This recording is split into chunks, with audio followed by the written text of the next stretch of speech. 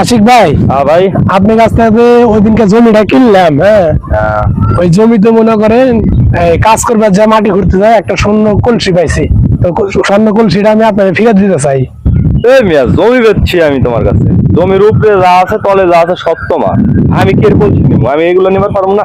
না ভাই, কারণ জমিটা তো আপনার ছিল, তো আমি চাইতেছি যে আপনার এই কলসিটা আপনার ছিল। তুমি বুঝো না কে মিয়া, তোমার কাছে তো আমি বেচে দিয়েছি, তাহলে নাও মাতবরের কাছে যাই, মাতবার কি বিচার করবো করুক। আচ্ছা চলেন যাই। নাও তো ভেড়া মাতবার সাহেব গেল। হ্যাঁ ও মাতবার সাহেব, এদিকে কি হয়েছে?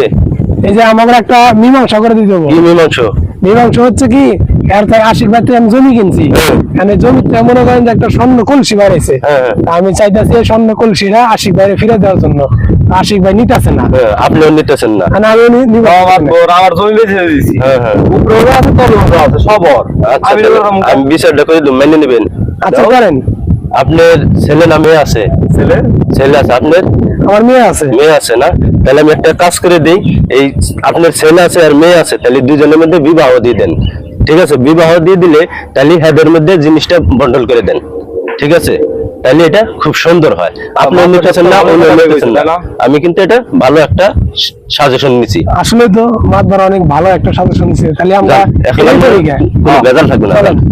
তাহলে আজকে থেকে আমরা বিয়ে হইলাম। হ্যাঁ হ্যাঁ হ্যাঁ। আচ্ছা ঠিক আছে।